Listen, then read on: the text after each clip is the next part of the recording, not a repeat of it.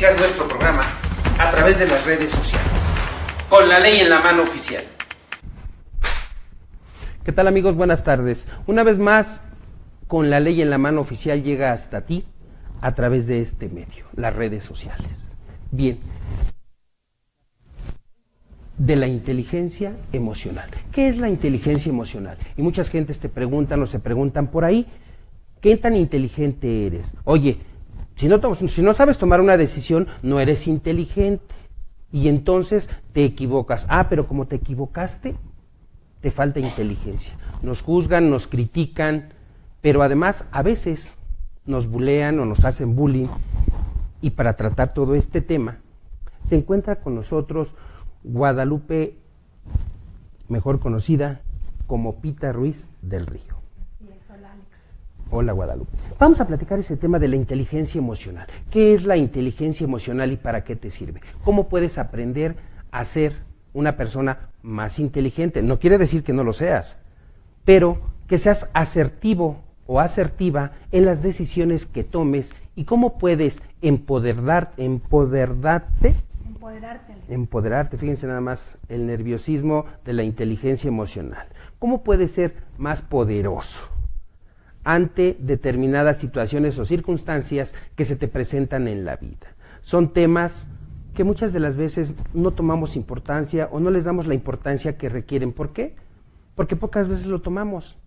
Porque te dicen, tienes que ir con el psicólogo. Y la gente dice, ¿ir con el psicólogo? ¿Estoy loco? No, no estoy loco. Y nadie quiere ir con el psicólogo. Tienes que ir con otro tipo de médicos y tampoco vas, o con otras personas que son expertas en diferentes temas y no queremos ir. ¿Por qué?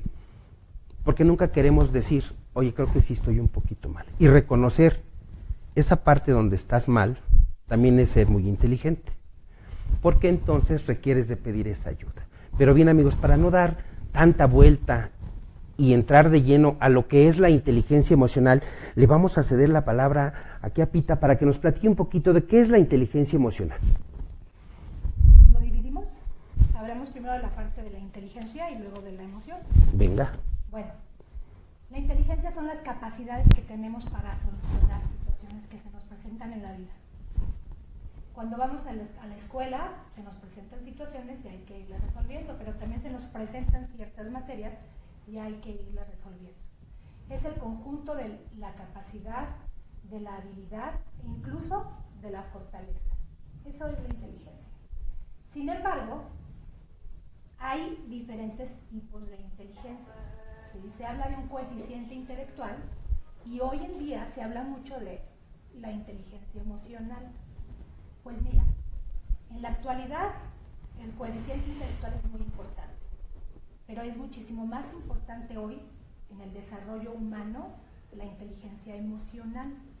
Tú lo acabas de platicar muy bien, como lo dijiste, no quieren ir al psicólogo porque creen que es cuestión de lo que hay. ¿Qué tiene que ver el psicólogo con la inteligencia? Con la inteligencia sí tiene mucho que ver, no tanto el psicólogo, sino el formador de la inteligencia emocional, la persona que te va a ayudar a desarrollar mejor tu nivel de inteligencia emocional, porque científicamente está comprobado que el cerebro es plástico, que no es como nos decían antes, que llegabas a determinada edad entre los 9 y los 12 años, y si se te unieron las neuronas, qué padre, y si no, ya te mueres. Y en base a esa unión de las neuronas, es como se podría antes medir la inteligencia.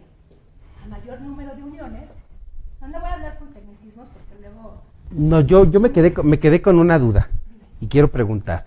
Tú nos dices que el cerebro es plástico y quiero entender entonces, el cerebro es moldeable. Es moldeable y la inteligencia es moldeable, sobre todo la inteligencia emocional. Fíjate, la inteligencia tiene que ver muchísimo con dos factores, súper interesantes. Una tiene que ver con el genoma, la genética, pero otra tiene que ver con el ambioma. ¿Qué es la genética? La carga de genes que traemos, que de alguna manera estamos heredando, porque la inteligencia, el coeficiente intelectual también tiene que ver con una herencia, y ese es el genoma. Pero también tiene mucho que ver el ambioma. el ambiente en el que te desarrollas, el ambiente en el que te desenvuelves. Por eso es bien importante que en la infancia los papás procuren mucho el ambiente familiar, que es un ambiente sano, para que el niño crezca emocionalmente sano.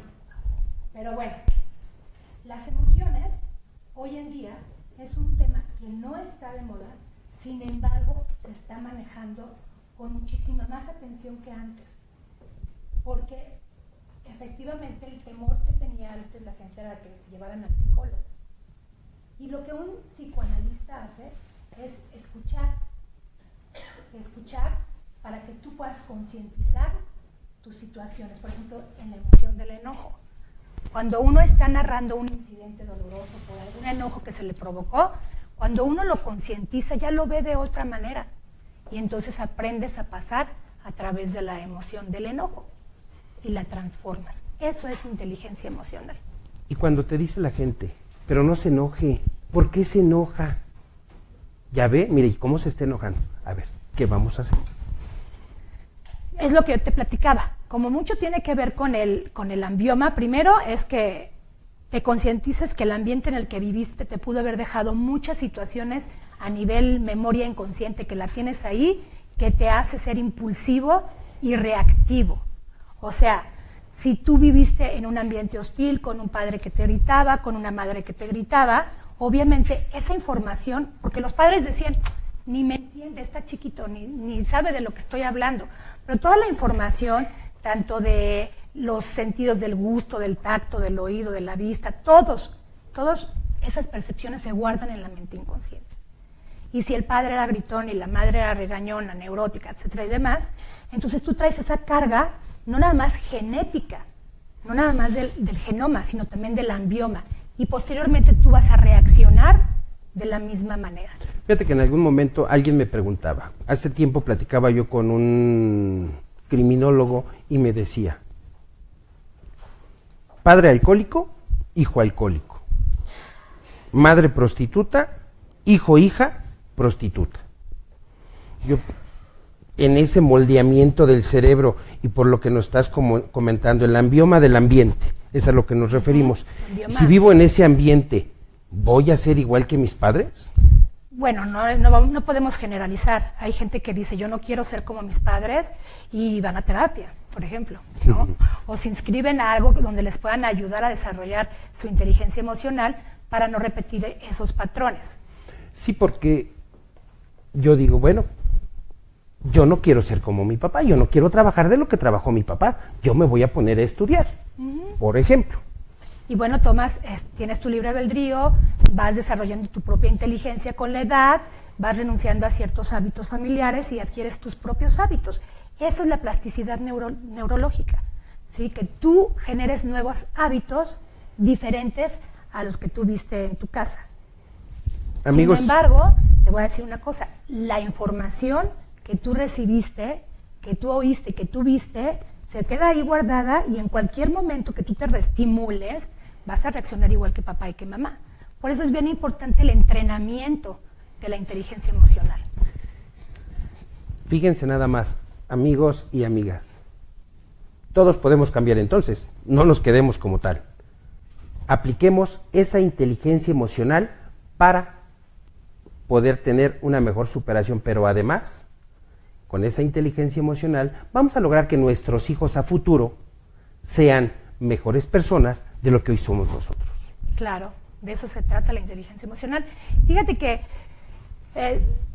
Carlos Goleman es el precursor es un psicólogo americano que trabajó hace muchísimos años, creo que a partir de los 70s, pero sacó mucho ya el tema a relucir en todas sus investigaciones científicas en los 90s. Y escribió un libro muy interesante que se llama Inteligencia Emocional y después escribió otro que se llama Inteligencia Emocional en las Empresas. A raíz de esos estudios científicos y los psicólogos que se han unido a este postulado del psicólogo, se ha estado trabajando mucho en esa educación emocional. Sí es importante, aunque tú digas, es que creen que es para locos, el acudir con un especialista, con un terapeuta, con un psicólogo, con un psiquiatra, hasta con un sacerdote, pues, a sacar todos esos incidentes dolorosos que traes y moldear tu cerebro y originar nuevos hábitos, y después de 21 días está demostrado que puedes crear conductas diferentes a las que tienes. Aprendes incluso a pasar a través de esas emociones que dicen que son tóxicas o que son malas. Ninguna emoción es mala. Todas son buenas y todas te dicen algo. Incluso el miedo te pone en alerta. Sí, claro, el miedo te despierta y dices, mañana tengo examen. El maestro se pone como loco. No, y te dice la palabra examen y automáticamente sientes miedo. ¿Qué pasa cuando el cerebro empieza como a dilucidar el miedo, o a comprender el miedo? Bueno, pues la amígdala, una parte del cerebro, sí, se activa y entonces hace que uno actúe con determinadas conductas. Cuando uno tiene miedo, y tú me vas a decir cierto o falso, suele atacar, huir o bloquearse. Te voy a decir como dicen los muchachos. Escucho a los jóvenes cuando damos clase y algunos comentarios y dicen, no, maestro, mejor me voy, luego regreso. Hay que huir. En el temblor de septiembre mucha gente huyó, claro, con el movimiento, pero también hubo mucha gente que se bloqueó. Sí. Y mucha gente que al ratito se desquitaba, atacaba por el estrés postraumático. Así es. No lo quería decir, pero así es. Sí. Desafortunadamente no sabemos administrar esa inteligencia, y cuando, o esas emociones, que es parte de la inteligencia emocional, que hoy es el tema que se trata, amigos y amigas, es cuando chocamos. Es cuando las personas se llenan de ese temor, se llenan de ese valor, o simplemente chocan. O simplemente reaccionas. Sí, yo les decía, y fíjate que hoy en la mañana comentaba y les decía, una acción, una reacción, jóvenes.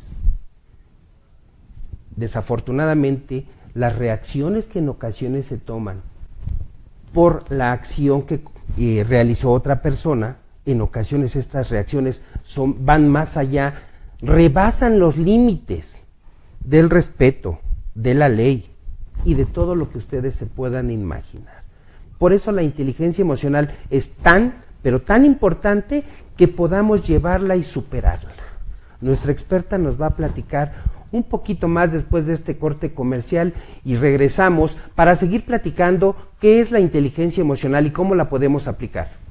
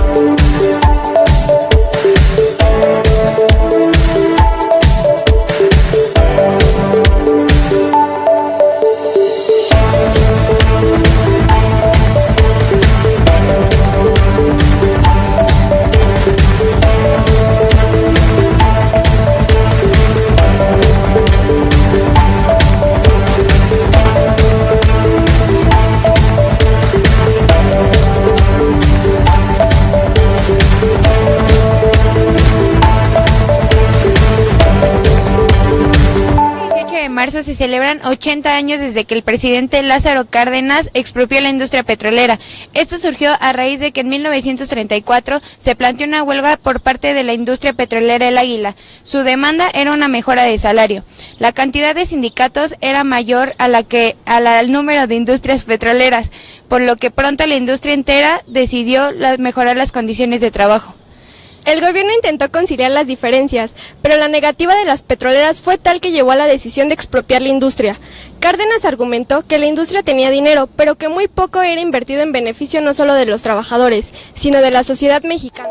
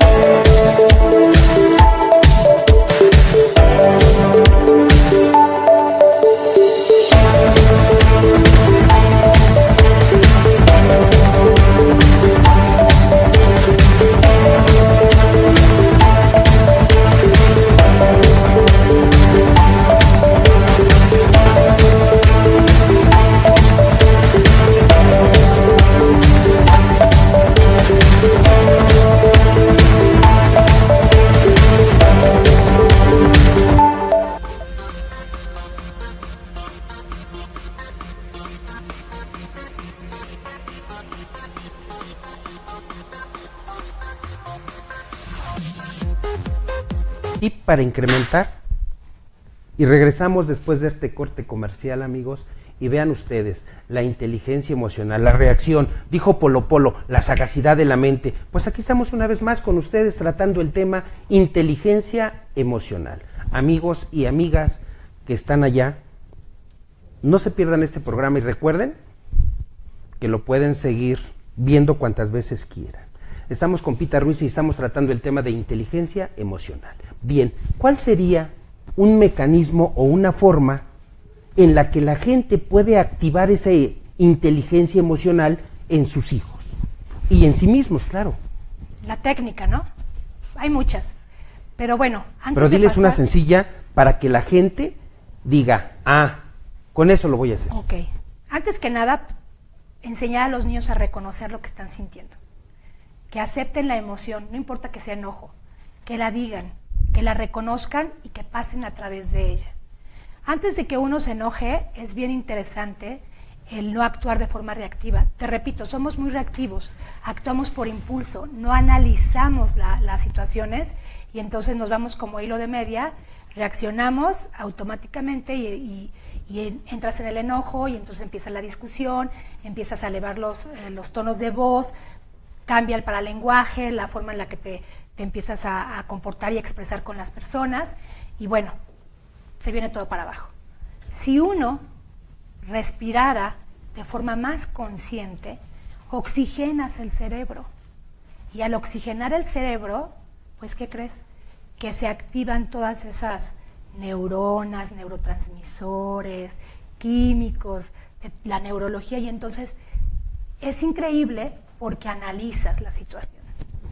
Solamente oxigenando adecuadamente tu cerebro. ¿Te acuerdas que hace mucho había un comercial que decía cuenta hasta 10? Sí.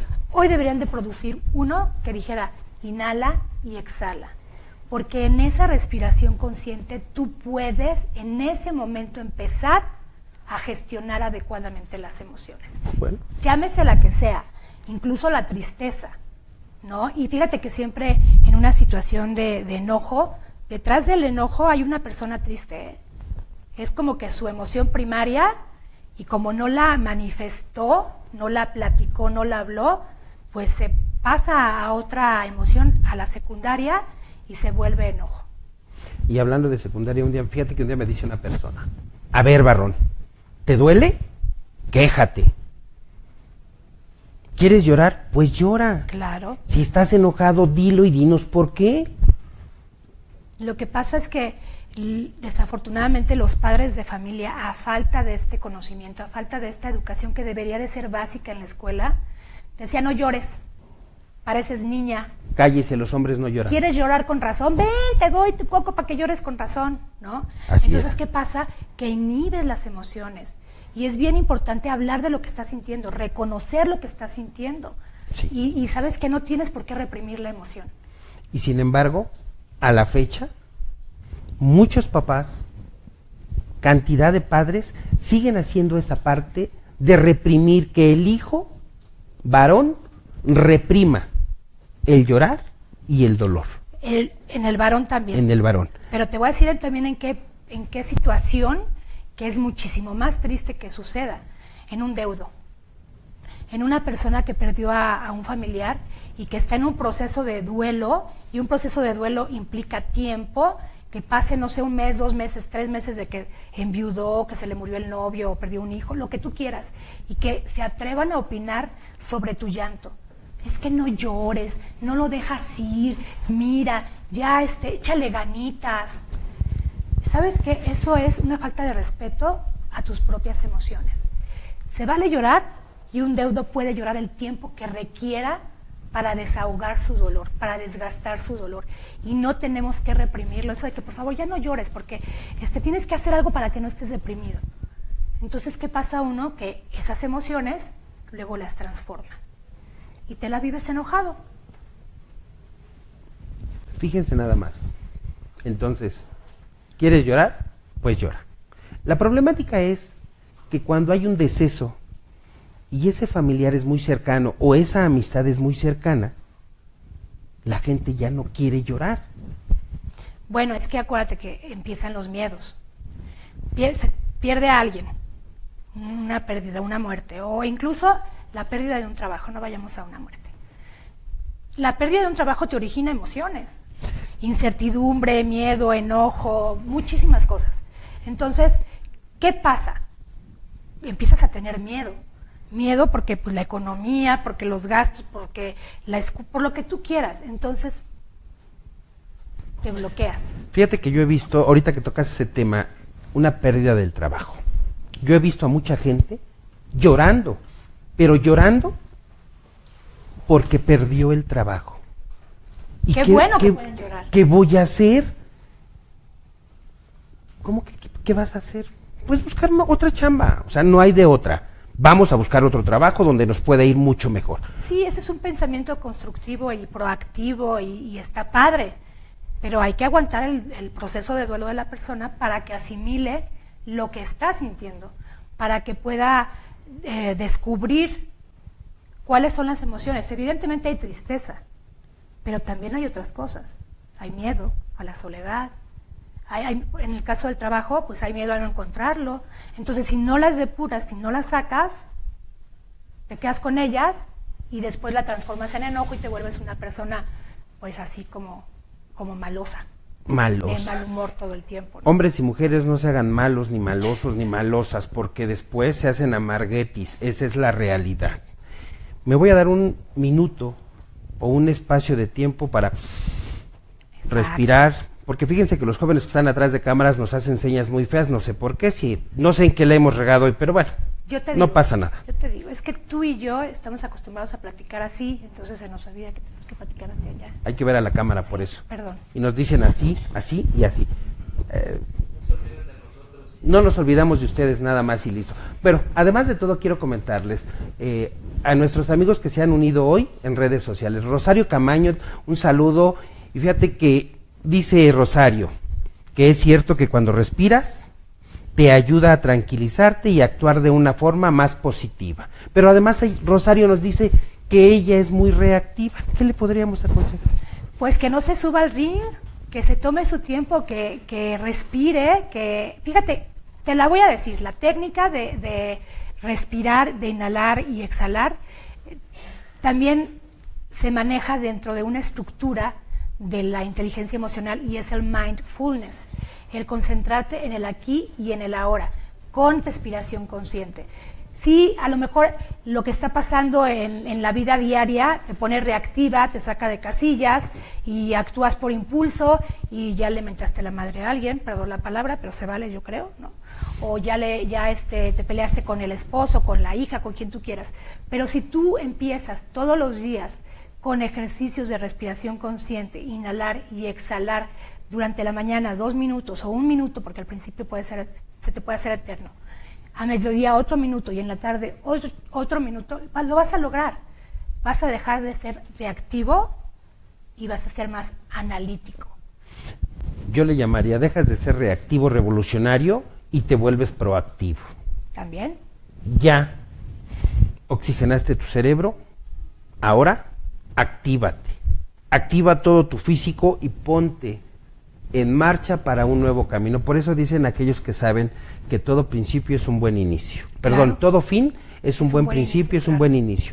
Y entonces, ahora, esto nos obliga a comentar con ustedes, a que tú le digas, Pita, a la gente, ¿por qué la importancia de esta inteligencia emocional? Pues imagínate que de pronto dejas de ser esa persona reactiva, esa persona que tiene un alto nivel de neurosis, porque estás reconociendo lo que sientes, empatizas con lo que sientes, pasas a través de lo que sientes y tu actitud cambia. Tu actitud ante los sucesos de la vida, los incidentes de la vida, lo que te genere las personas que están a tu alrededor, ya no te va a hacer que tú seas tan reactivo. Empiezas a ser más analítico y empiezas a mejorar tu calidad de vida.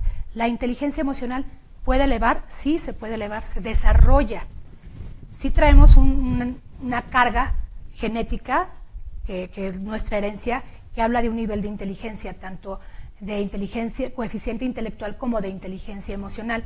Pero si ya sabemos que nosotros podemos modificar por medio de conductas, de entrenamientos y con tips tan sencillos como como el estar en el aquí y en el ahora, concentrarte, enfocarte, ser flexible y respirar profundamente, tener esa parte donde inhalar y exhalar y oxigenas tu cerebro, vas a cambiar tu actitud y por eso el resultado va a ser que tengas una mejor calidad de vida. La gente más feliz es la gente que tiene relaciones estables y en armonía, ¿sabes? No me vean feo. Tal vez sea yo muy inestable, pero muy feliz. Y esa es parte de una inteligencia emocional. Seguramente habrá alguien por ahí que se pregunte, no, seguramente han de ser psicólogos o algo han de saber de esto. Y nos obliga a preguntar, ¿la inteligencia emocional actualmente es una corriente o es una nueva moda que se está dando? No, no es moda. Son estudios científicos que tienen mucho que ver con la psicología, porque te digo que el que más la ha estado trabajando, investigado y se ha demostrado científicamente es Carlos Goleman, y él es psicólogo. Entonces es una corriente psicológica, avalada científicamente. Fíjense nada más, no es moda, es una corriente psicológica. Amigos, ¿podemos acudir al psicólogo? Claro que sí podemos acudir al psicólogo. Fíjense, anteriormente no hablábamos de psicología, decían nuestras abuelitas y mis hermanas mayores, que luego así me dormían con esas canciones. Necesitas una cebollita para llorar, necesitas una amiga, necesitas un amiguito con el cual puedas platicar. Aquel comercial, hablando de comerciales, aquel comercial que decía, cuéntaselo a quien más confianza le tengas. Pero ojo con eso. Hay que tener mucho cuidado con eso, porque si tú se lo cuentas a las amigas tus emociones por el incidente, fíjate, le platicas el incidente y lo que estás sintiendo, tu amiga te va a aconsejar bajo sus propias experiencias y sus propias vivencias, y eso es un tanto irresponsable. Lo responsable es acudir con un profesional que no te va a aconsejar, porque nadie te puede resolver la vida, ni el psicólogo, ni el psiquiatra, ni el sacerdote, ni tu mamá, ni el terapeuta. Es cuestión de que tú concientices con la guía de un profesional que te ayude, básicamente a eso, a que concientices esas emociones, porque no es bueno el consejo, es mejor el que te escuchen, el que te desahogues y el que te den el tiempo para que tú puedas expresar y reconocer esas emociones. Eso es lo que debe de hacer una amiga, mejor que te escuche y que se quede callada. Y ya si requieres algo más profesional, pues que acudas al profesional. Bueno, amigas, no se sientan agredidas y amigos, no se sientan agredidos. Escúchenme, por favor, y no me hagan caso por mi loquera. Pero bien, y entonces, hablando de estos tiempos y entre que si te quedas, guardas el silencio, te quedas callado, callada, o no, aconsejas o no aconsejas, o das una palabra a la persona que te está platicando la problemática que trae, sería interesante hoy saber, ¿la inteligencia emocional se nace con ella, es innata o se desarrolla? Traes un nivel de inteligencia emocional. Sin excepción, todos. Que tiene que ver con el genoma, todos. ¿Sí? Que tiene que ver con la herencia transgeneracional. Pero, así como es innata, también se desarrolla. Y tiene que ver también con las competencias, porque resulta que hablando de inteligencia, no solamente tenemos una inteligencia, o sea, es el conjunto de capacidades y de habilidades que todos los seres humanos tenemos, pero que unos desarrollan más una que otra. Y hablando de competencias, por ejemplo, está la lógica matemática, la lingüística, la ecológica, la espacial. Y entonces un ser humano puede ser muy bueno en una y muy malo en otra. Y así es, uno puede trabajarlas y desarrollarlas y mejorar, por supuesto, en tu vida completamente. Hace algún tiempo me platicaba alguien y me decía, a ver, cómprate tu libro de sopa de letras, hablando de concursos. Cómprate sopa de letras y hazlo, llénalo y ponte un tiempo, una meta en la cual tú debes de resolver toda la problemática que se te plantea. Si lo haces en 5 minutos, procura hacerlo en 4, luego en 3, luego en 2 y rápido. ¿Cierto? ¿Nos ayudará? Claro, es gimnasia cerebral. ¿Qué implica? Que te desarrolles mejor neurológicamente, que trabajes a nivel de tu memoria, tu capacidad de resolución de conflictos, tu capacidad de aprendizaje, de enfoque, de concentración. Por supuesto, yo les diría a toda la gente que practiquen gimnasia cerebral, que reconozcan sus emociones, que vayan a programas. En la actualidad hay muchos cursos, muchas terapias, muchos programas y entrenamientos para mejorar, elevar esa inteligencia emocional. Y es muy interesante. Y en relación a esos ejercicios, como lo que tú comentas, pues te elevan la inteligencia, el coeficiente intelectual, la inteligencia emocional, tu capacidad de aprendizaje, tu capacidad de enfoque, tu capacidad de flexibilidad, o sea, todas tus capacidades que son el conjunto de la inteligencia se desarrollan impresionantemente con ese tipo de ejercicios. Y a ver, fíjense, cómo un tema nos lleva a otro tema. Desarrollas todas estas capacidades emocionales. Y dicen los expertos, ¿y en el corazón quién manda? Porque ya desarrollamos todo aquello, pero no hemos hablado de esta emoción que es ese sentimiento que el corazón te va produciendo. Bueno, me he encontrado con muchas situaciones en donde veo que hablan de la inteligencia emocional y ponen al cerebro y ponen al corazón. Todavía se está estudiando eso.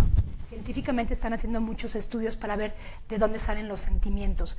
Sí, mucha gente cree que es del corazón, pero ¿qué crees?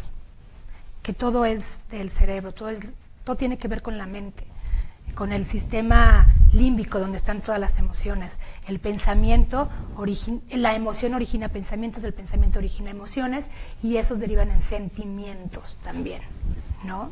Y en toda esta temática que llevamos, ¿cuáles serían las características de esa inteligencia emocional? Pues yo creo que una persona que está en serenidad, que es ecuánime.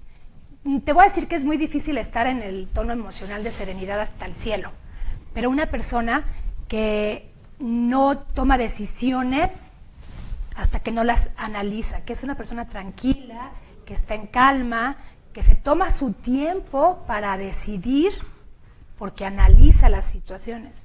Y te lo digo por experiencia, ¿no? Yo creo que en la juventud uno es muchísimo más reactivo que analítico y te equivocas muchas veces. Y no está mal equivocarse. Lo que está mal es no corregir los errores, ¿no? Y volver a caer en ellos una y otra vez. Entonces, una persona cuando se entrena para desarrollar su inteligencia emocional y elevarla, pues la vas a ver en plenitud, en felicidad, en serenidad, tranquila. Bien, antes de pasar a otro aspecto, fíjate, nos escribe ahí Carmen Sánchez, dice: la inteligencia es la habilidad de adaptarse a los cambios, ¿cierto o falso? Claro. Es una de las habilidades, no es todo. También es la capacidad de resolución de problemas, de Bien. toma de decisiones. Me están haciendo señas que tenemos que ir a un corte porque el tiempo corre mucho. Vamos a un corte y regresamos para cerrar esta parte de la inteligencia emocional, para que Peter Ruiz nos platique cómo se desarrolla esa inteligencia emocional.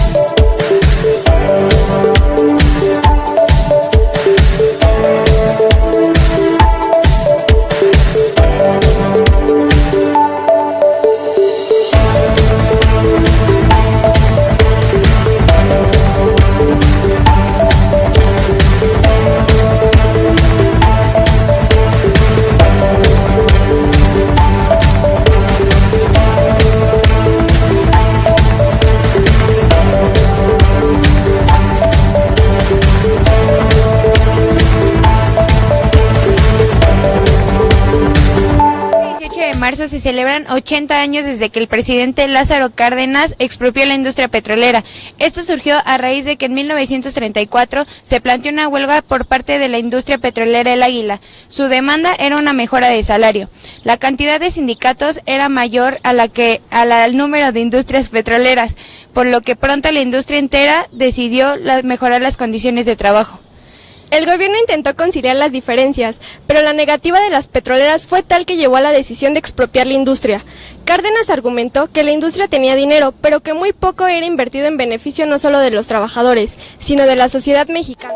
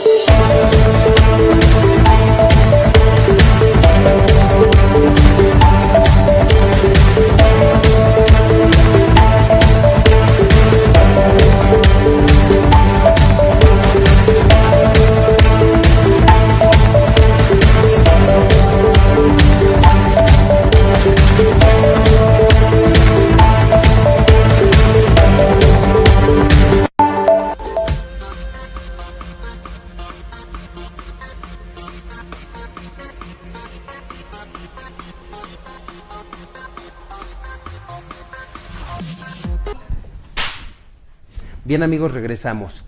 Con la ley en la mano oficial, inteligencia emocional, inteligencia con la que nacemos. Pero además, nos comenta nuestra experta, que también la desarrollamos. Y la podemos hacer crecer, y debemos de ser o podemos ser grandes personalidades. Fíjate que yo comentaba con alguien y les decía, porque me critican o me juzgan mucho del por qué nos inclinamos un poco más hacia el sexo femenino. Y yo les decía, fíjate que todas las mujeres poderosas o las mujeres exitosas en la vida, la mayoría, están solas. ¿Por qué? ¿Será por inteligentes? No, no es cierto. Posiblemente sí, por eso son tan felices, seguramente. Pues mira, yo no sé si tenga que ver con la inteligencia o no, el que muchas mujeres exitosas estén solas. Lo que yo sí creo y a lo mejor sucede es que en nuestro país sigue imperando el machismo. ¿Y qué crees? Que eso no es inteligente. Macho machín mexicano, les digo yo, quítense tantito esa careta, esa armadura, déjenla a un lado, porque me platicaban, ya sabes que son pláticas y pláticas con la gente, y dicen, no, licenciado, es que fíjese que mi mujer, a ver, espérame, tu mujer te lava, tu mujer te plancha, tu mujer te da de comer, de desayunar, de cenar, tu mujer te hace todo. En la mañana sales planchado, tu ropita, arregladito, porque tu mujer te tiene todo ahí a un lado. Abres el closet, abres el ropero, abres ahí donde tienes todas tus cosas y todavía dices, oye, ¿dónde están los calcetines que te quiero para este traje? Están en el cajón, porque a veces ni eso buscamos. Ciertamente es así. Señores, hombres, no se vayan a enojar conmigo, pero bueno.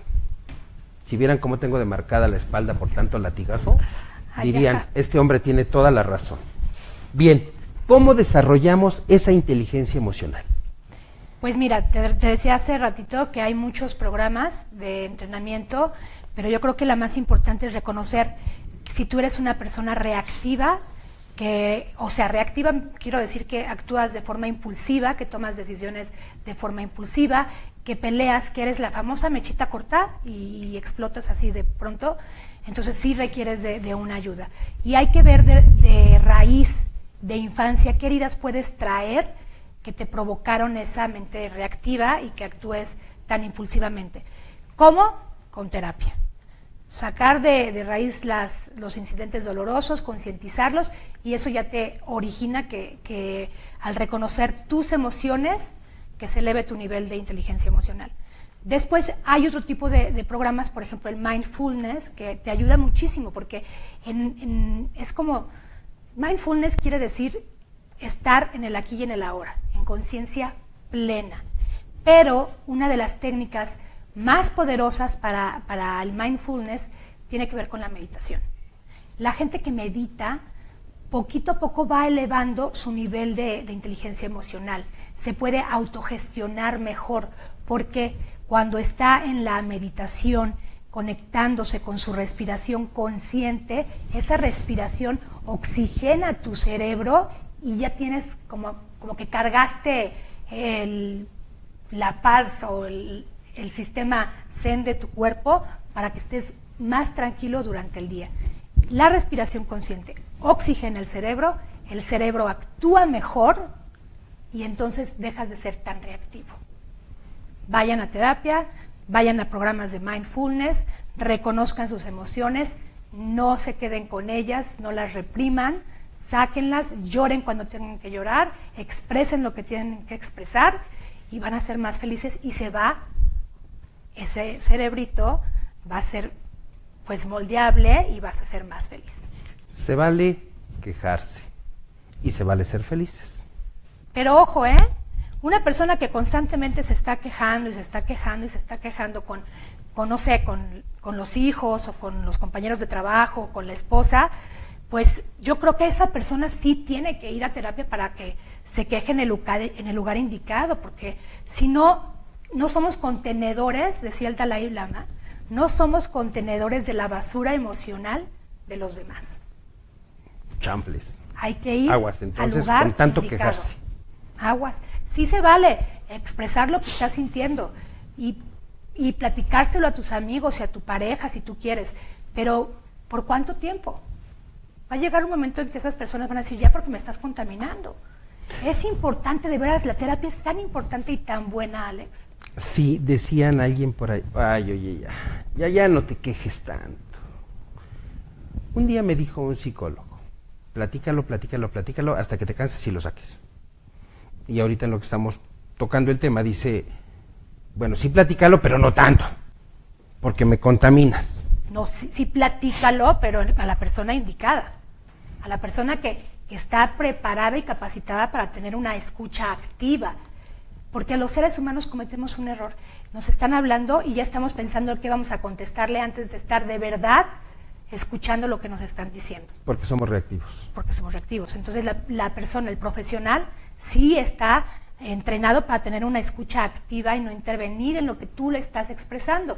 Y si tú se lo platicas y se lo platicas a otra persona, esa persona te va a pisar, que no es profesional, te va a pisar en las palabras, está pensando qué contestarte, te va a confundir en tus conceptos. Entonces, sí platícalo un rato con esas personas y si crees que todavía te hace falta platicarlo más, ahora sí que ve con un profesional. Bien, amigos. Tú no, todos deberíamos de estar ahí. Todos deberíamos de estar. No, yo sí voy a ir con un profesional para que me diga qué tan bien o qué tan mal estoy. Seguramente me calificarán y dirán, este cuate está medio chiflado. Pero bien, esto fue inteligencia emocional. Si quieres tener más información respecto de la inteligencia emocional, cómo desarrollarla, cómo te puedes ayudar a ti mismo, ayudando a tus seres queridos o a las personas que se encuentran a tu alrededor. En redes sociales encuentras Pita Ruiz del Río. Si requieres de algún coaching, si requieres de alguna información, Pita cuenta con un gran equipo con el cual te pueden ayudar y te pueden apoyar, pueden ir a tu empresa, pueden dar, terapias familiares, claro. Y todo ese tipo de apoyo que tú requieres, Pita te lo puede dar. Amigos, esto ha sido Inteligencia Emocional. Agradecemos el favor de su atención y les deseamos la mejor de las tardes. Pita. Gracias, Alex, gracias. Y por favor, si el programa fue de su interés, compártanlo en redes sociales y denos like. Sobre todo a la gente reactiva, que se lo compartan. Así es. Hasta pronto.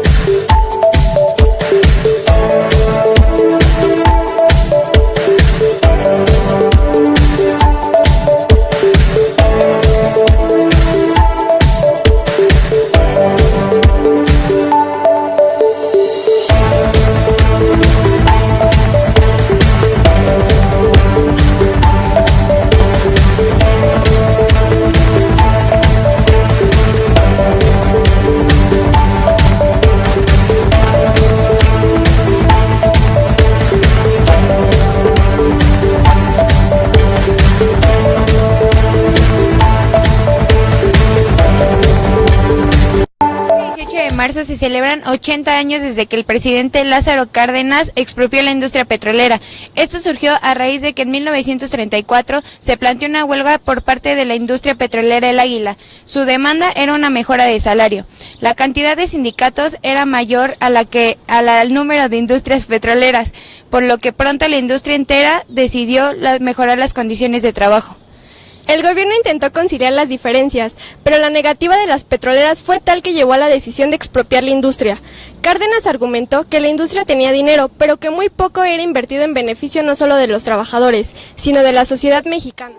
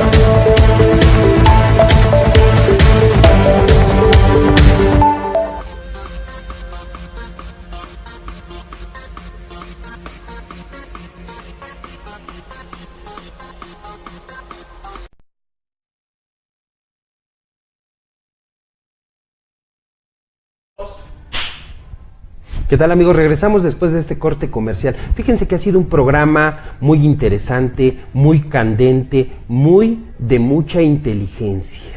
Con la ley en la mano oficial, hoy hemos platicado el tema la inteligencia emocional con nuestra amiga Pita Ruiz. Pero hoy pasamos de la inteligencia emocional, de cómo se aplica todas esas partes y actitudes del cognoscitivismo humano, vamos a pasar ahora a platicar con nuestra amiga Rosalinda Cardona, que se encuentra con nosotros. Amiga, te damos la más cordial bienvenida. Muchas gracias por la invitación. Al programa Con la Ley en la Mano Oficial. Hoy vamos a platicar los retos en la aplicación del sistema de justicia penal o nuevo sistema de justicia penal, como normalmente hoy lo hemos conocido todos. ¿Cuáles son esos retos? La mala aplicación del sistema de justicia penal en México parece ser que tiene un debacle, parece ser que está cayendo en problemas, parece ser que no está siendo suficiente para equilibrar la justicia en México. Pero ¿qué pasa? Todos aquellos actores del sistema de justicia en nuestro país requieren de vencer todos esos retos, todos esos temores, todos esos miedos a los que nos lleva la preparación. Entonces, ¿qué tendríamos que hacer? Aprender a aplicar adecuadamente la ley, que la justicia sea pronta y expedita. Y para ese motivo está con nosotros la doctora Rosalinda Cardona, quien hoy nos va a platicar un poquito respecto de los retos de la aplicación al nuevo sistema de justicia penal. Doctora. Sí, muchas gracias, doctor Alejandro. Pues antes que nada, hemos estado hablando en diferentes programas y se han estado hablando en diferentes foros y se han dado cursos en diferentes foros donde le enseñamos a los operadores de este nuevo sistema cómo se llevan las audiencias, cómo es el nuevo sistema de justicia penal, pero no es suficiente. En la práctica nos hemos dado cuenta que a los operadores de este nuevo sistema les hace falta mucha preparación en cuanto a argumentación. ¿Cómo voy a argumentar en una etapa de control de legalidad? ¿Por qué esa argumentación, doctor? Tenemos que prepararnos para tener clases de argumentación jurídica, porque esa es la parte fundamental. Obviamente que conozcamos el Código Nacional de Procedimientos Penales y sepamos cada una de las áreas que tenemos. En el caso de los ministerios públicos sí se necesita, porque todavía, doctor, se siguen teniendo los vicios de estar leyendo.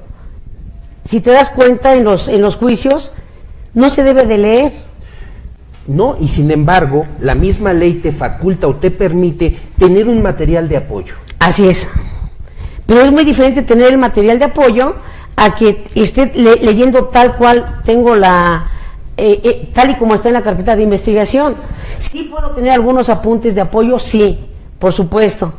Pero recordemos que únicamente para darle lectura a un documento íntegro, salvo algunas excepciones, doctor, y lo hemos platicado en diferentes ocasiones, únicamente desahogando estando ya en etapa de juicio oral, únicamente puede servir la lectura para apoyo de memoria o para evidenciar o superar contradicciones.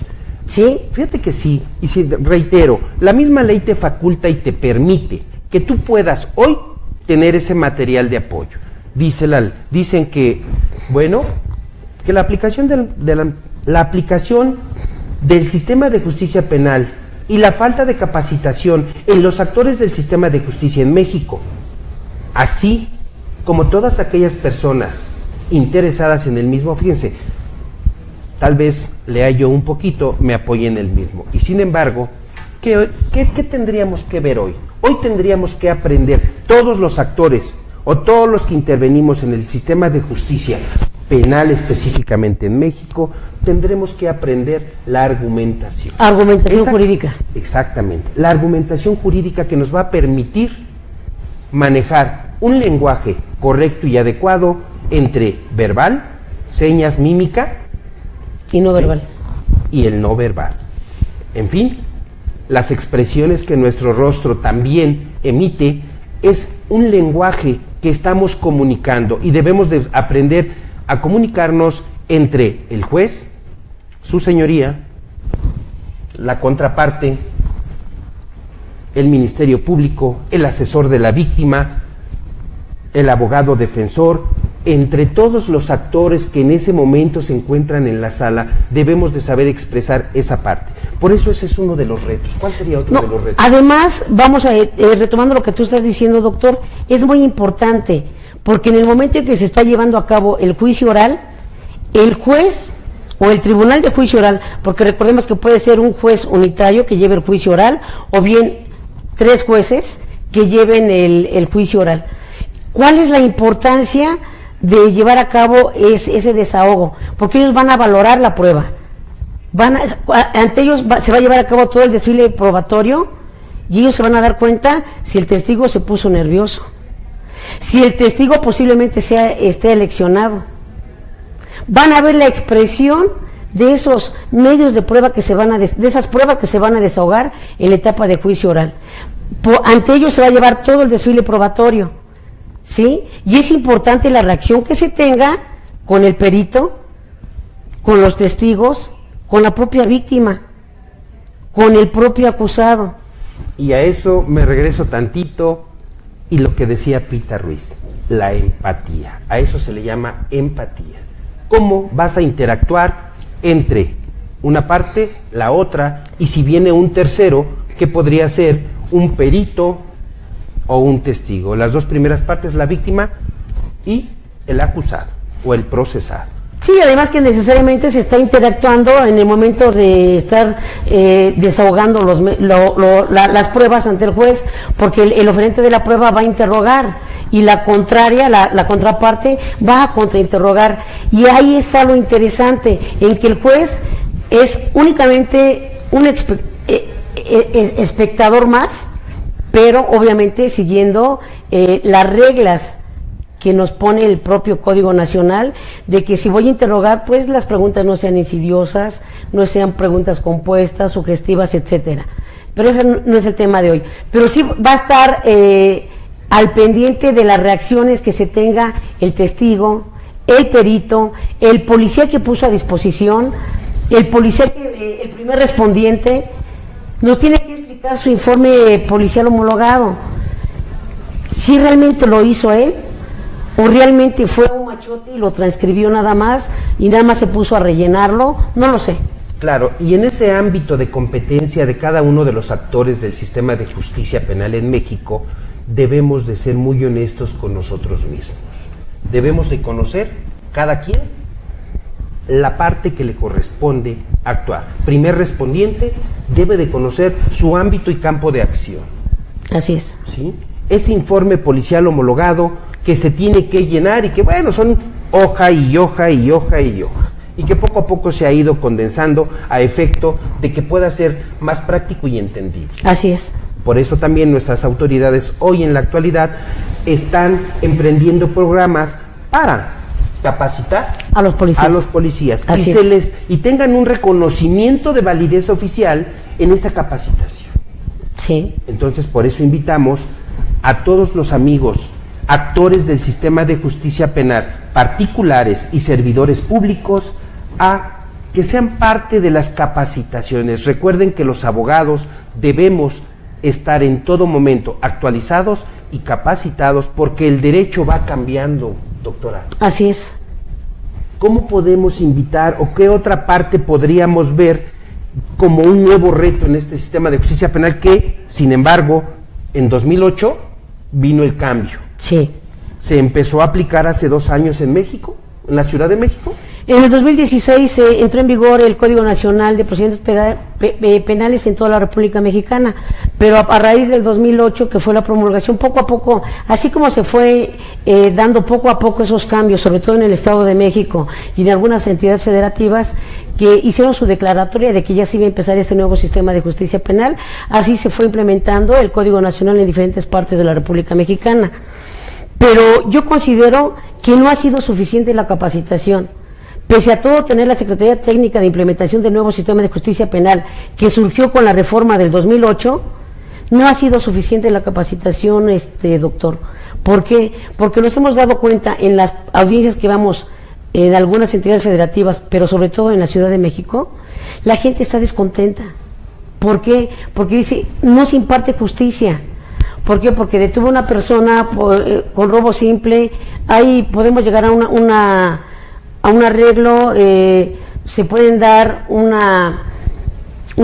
acuerdo reparatorio o llegar a un mecanismo alterno de solución de controversias. Eso es lo que podemos ver hoy en este nuevo sistema de justicia penal. Otro reto que los abogados deben de saber enfrentar. ¿Cómo hoy, si el alma o la intención del legislador fue reparación del daño? Así es. Hoy el abogado defensor o el abogado que representa a la víctima, el asesor, hoy lo que tiene que hacer es buscar también un mecanismo alterno de solución de controversias. Algunos le llaman MASC, medios alternos de solución de controversia. Y entonces para eso también existen estos centros en el Tribunal Superior de Justicia de la Ciudad de México, de todos los estados y en todo el país. Hay que buscar un mecanismo. ¿Por qué? Porque a veces a la víctima o al acusado, básicamente es la víctima. ¿Qué es lo que tú quieres? ¿Qué es lo que quieres como víctima? Mira, ahí vamos a tocar un punto muy sensible, muy importante, porque también tenemos que hacerle entender a la gente que cuando es víctima de algún delito, la gente en el momento de que está tan enojada, está frustrada y demás, dice, yo lo que quiero es que esté en la cárcel, que se pudre en la cárcel. No es posible ya tener esa mentalidad, porque precisamente el espíritu del legislador, cuando se promulga esta nueva reforma penal, dentro de los objetivos principales que tiene, número 1, era el objeto principal, el esclarecimiento de los hechos, que el delito no quede impune, que realmente se haga justicia, que se proteja al inocente, y algo muy importante que antes no se tomaba en cuenta en el sistema inquisitivo, era la reparación del daño, doctor. Entonces, eso es lo que nos falta, que el abogado defensor, así como el asesor victimal, en este caso el asesor jurídico, nos acerquemos entre las partes y no lo veamos como un enemigo al Ministerio Público. Yo como abogada postulante no lo puedo ver como un enemigo, sí, porque finalmente somos colegas de la misma profesión y debemos de acercarnos precisamente a estos medios alternos de solución de las controversias. Yo te diría, doctora, sí, lejos de vernos como enemigos y demás, lo que tenemos que hacer es vernos de profesional a profesional. Así es. ¿Por qué? Porque somos profesionales del derecho. La aplicación del sistema de justicia es genérica, es para todo mundo, no es discriminatoria, ¿sí? Entonces, la aplicación de justicia es general. No somos enemigos, abogados, abogadas, no somos enemigos. Busquemos una solución al conflicto, una solución al problema. Pero además nuestros legisladores, pensando en que, fíjate que me robaron, delitos que atañen al patrimonio o afectan el patrimonio de las víctimas. Me robaron. Bueno, lo que todos buscamos es, me robó mi reloj, me robó el celular, me robó mi cartera, híjole, que me lo pague. Claro. Difícilmente lo van a recuperar y en algunos casos cuando se recupera, la gente muchas veces dice, no, ya no lo quiero porque ya está salado, ya lo pasó el diablo. Así dice. Sí, incluso precisamente cuando suceden ese tipo de situaciones, doctor, cuando se cometen ese tipo de delitos, sobre todo tratándose de delitos de flagrancia, sí encontramos los objetos robados. Y la gente dice, no, pero ya me hizo perder el tiempo, ya perdí en venir aquí al Ministerio Público. Bien. Ahora que también pague, igual que yo perdí el tiempo, que también él pierde el tiempo. Y si se va a ir a la cárcel unos días, pero que se vaya. A veces así piensa la gente. Son ocasiones en que la gente piensa de esa manera. Por supuesto. ¿Por qué? Porque nos falta llegar a la mayor cantidad de población. Por eso tenemos este tipo de espacios donde llevamos, le decimos a la gente en un lenguaje simple y llano en qué consiste este nuevo sistema, para que ya vayan cambiando de mentalidad y decirles que de lo que se pretende es que sí se va a hacer justicia por principio de cuentas, que sí se le va a hacer justicia porque es un derecho constitucional, ¿sí? Y además que esa persona va a llevar un procedimiento. Fíjate, yo compondría un poquito las cosas como tú lo dices. No tanto es decirle, sí se te va a hacer justicia. No. Actualmente, con el nuevo sistema de justicia penal, sí se imparte la justicia. Sí, como decían en las caricaturas, el largo brazo de la ley sí alcanza para aplicar la justicia. Y hoy, con este nuevo sistema de justicia, lo que tenemos que hacer es, abogados que estamos, ya sea en una parte o en otra parte del proceso penal, buscar un mecanismo de solución de controversias, buscar asesorar adecuadamente a nuestros representados, estarás de acuerdo conmigo, sí, y poder decirle a la gente, miren, llevar un juicio conlleva todo esto. Sí podemos llegar a un acuerdo reparatorio con la persona que estamos acusando, obviamente, y no va a ser en una forma directa con ella, va a ser con su representante o representanta que será su abogado o su abogada. Sí, el asesor jurídico. Ajá, y entonces, ¿qué vamos a hacer? Bueno, a tu abogada, vamos a platicar con los otros abogados, vamos a ver si hay una forma de que repare el daño. Sí quiero aclararles que también en este sistema de justicia penal, no, el hecho, o no porque tengas un acuerdo reparatorio, te va a librar de una sanción penal. Vas a recibir un castigo, ¿cierto? Sí. Aquí lo más importante de todo esto es cuando llevamos a cabo va a tener una sanción cuando se someta a un procedimiento abreviado. Muchas de las ocasiones la víctima dice, no, pero es que yo quiero que se siga todo el juicio, no quiero un procedimiento abreviado porque va a salir libre. No, el hecho de que se someta a un procedimiento abreviado, que es una suspensión condicional del proceso, bueno, en el Código Nacional yo lo metería aparte, pero en el Código Nacional nos marca que es una suspensión condicional del proceso, pero más que nada es una terminación anticipada, doctor, en la que el imputado obviamente la va a pedir el Ministerio Público que solicitar que se someta al procedimiento abreviado si quiere, porque ya una vez que tenemos todos los elementos, tenemos todo en contra de la persona imputada, pues él nos está diciendo, licenciada, sí fui yo, sí me encontraron las cosas, ¿qué alternativa tengo? Labor que el abogado tendría que Por hacer. supuesto, y hacer explicarte. conciencia. No vas a salir pronto, de acuerdo al tipo de delito que es, porque el procedimiento abreviado sí nos va a dar, si tengo una penalidad de 2 a 6 años de prisión, me van a imponer la mínima, que es 2 años, vuelvo a repetir, dependiendo el tipo de delito, y puede reducirse hasta 3 cuartas partes. De los 2 años estoy a una reducción de 3/4 partes si me someto al procedimiento abreviado. Obviamente se le pregunta al imputado si es su deseo renunciar al juicio oral. Y si la víctima no está de acuerdo, esa oposición debe de ser una oposición fundada, doctor. Porque yo soy la víctima y voy a decir, es que yo lo que quiero es que se pague con la cárcel. Ya no es así. Nuevamente, en este procedimiento abreviado tampoco se puede llevar a cabo.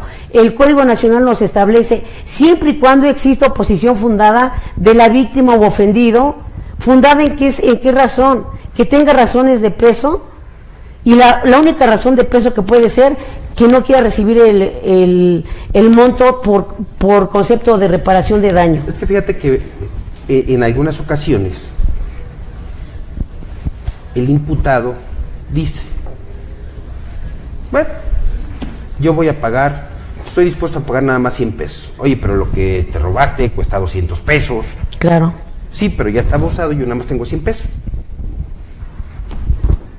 Hablando de que hay una coparticipación porque hubo otros participantes en la conducta ilícita. Solo detuvieron a uno, desafortunadamente. Y ese uno dice, bueno, yo asumo la responsabilidad de esta parte y tengo 100 pesos. Esa puede ser una buena oposición, por supuesto, fundada y motivada, por supuesto, para no aceptar ese procedimiento abreviado. Así es. Se debe de garantizar totalmente la reparación del daño. Incluso hemos tenido algunas audiencias donde se encañonó a la persona con un arma de fuego, donde posiblemente se le ocasionó un daño golpeándola con la pistola, y esa persona tiene temor de salir a la calle, está en terapias y demás. Obviamente el asesor victimal va a comprobar con los honorarios médicos el estado en el que se encuentra la víctima, y todos esos daños debe de cubrir la persona que se va a someter al procedimiento abreviado, doctor. Ya no es nada más, ok, me robaste esto, pues te doy el monto de eso, sino los daños que haya ocasionado, estos hayan sido psicológicos o no, ¿sí? Claro. Definitivamente. Además también es muy cierto establecer que en muchas de las ocasiones, cuando hay varios copartícipes del hecho delictuoso, puede ser que alguno se someta al procedimiento abreviado. Y ese que se somete al procedimiento abreviado va a tener la pena mínima reducida dependiendo del tipo de delito. Sí, claro. ¿Sí? Pero, y los demás se van a ir a juicio oral. Entonces aquí, ¿cómo sería la reparación del daño? Tendrían que garantizarla, y para eso hay 3 formas de garantizarla. Así es. Un billete de depósito, una fianza o pago en efectivo. No hay más. Tiene que pagar en efectivo o mediante el cheque o el cheque de caja o el billete de depósito a nombre de la víctima o del ofendido.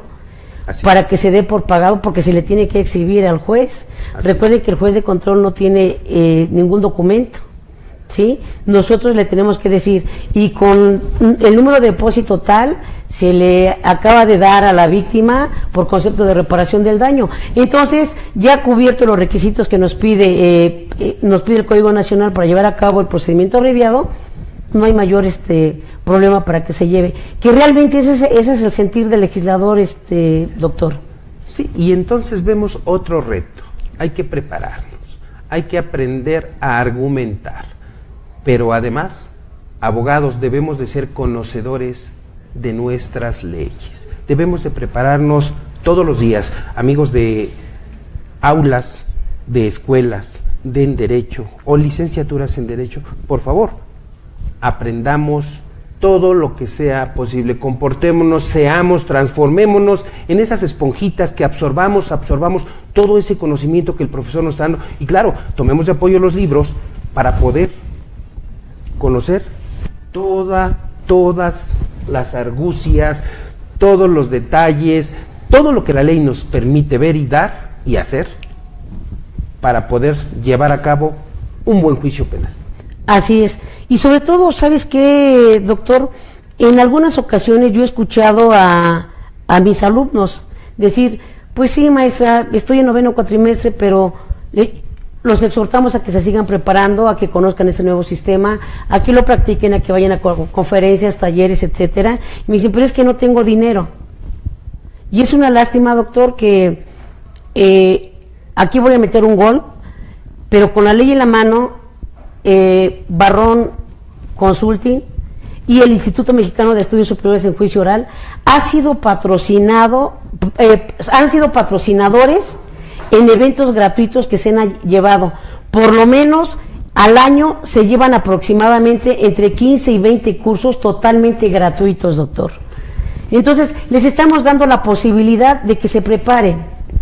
Interesantes para todos aquellos amigos estudiantes de las licenciaturas en Derecho, y como lo hemos dicho siempre, también tú que no eres abogado, te invitamos a que vengas y participes y conozcas los detalles de lo que son las leyes o de la aplicación de las leyes. Es muy interesante el que te prepares, el que conozcas, tú que tienes algún familiar detenido, algún amigo detenido, que está llevando un procedimiento, un proceso penal, y no sabes o no entiendes, con todo gusto puedes venir y preguntar y nosotros te asesoramos, te decimos. ¿Por qué? Porque también hay que conocer toda esa terminología legal, ese famoso lenguaje jurídico que se utiliza para llevar a cabo el derecho, para aplicar el derecho, para aplicar la ley. Esos son algunos de los retos a los cuales nuestros abogados, nosotros los abogados que hoy somos actores particulares y servidores públicos que son actores del sistema de justicia penal, tienen que enfrentar. Así es. Hay que aprender a argumentar. Desafortunadamente, fíjate, en días pasados veía la noticia de ese joven fiscal que hizo una tontería, fechoría, no sé.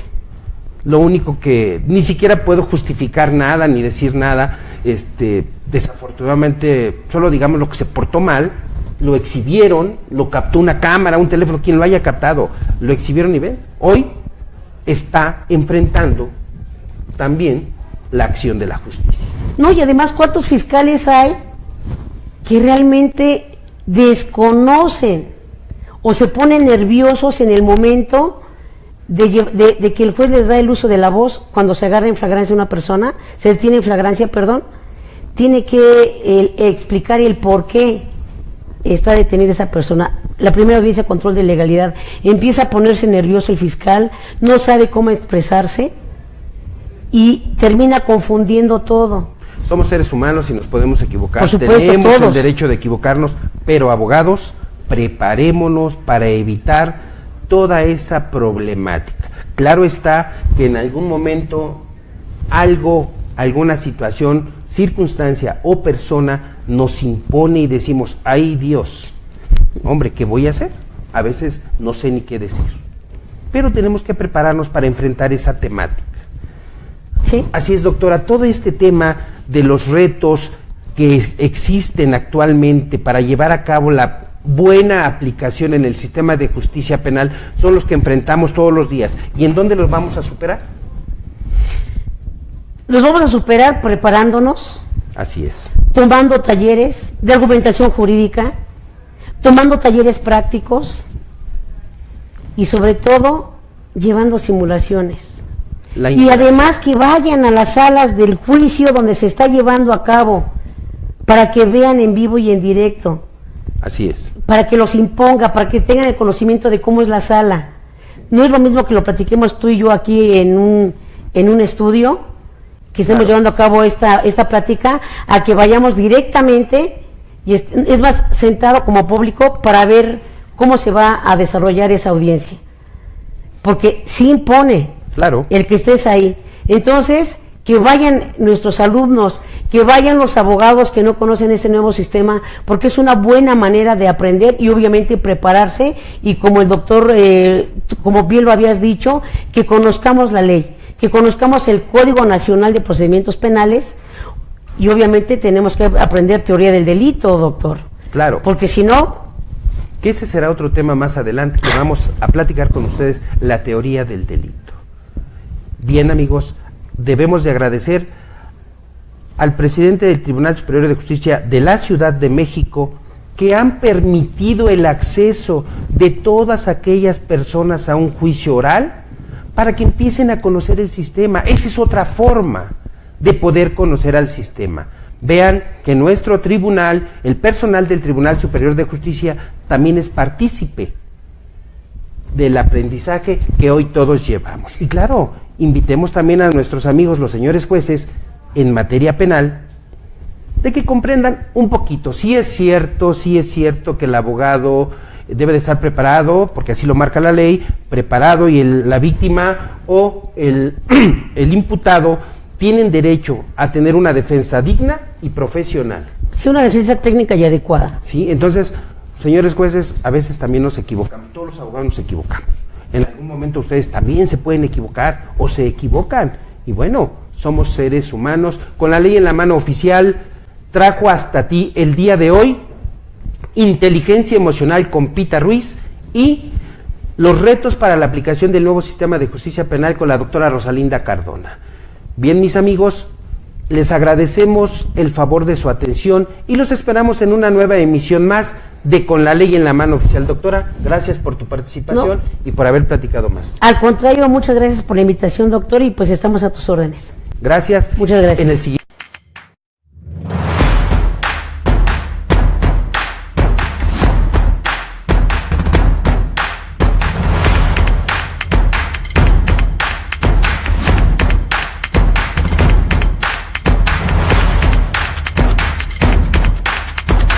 A que sigas nuestro programa a través de las redes sociales. Con la Ley en la Mano.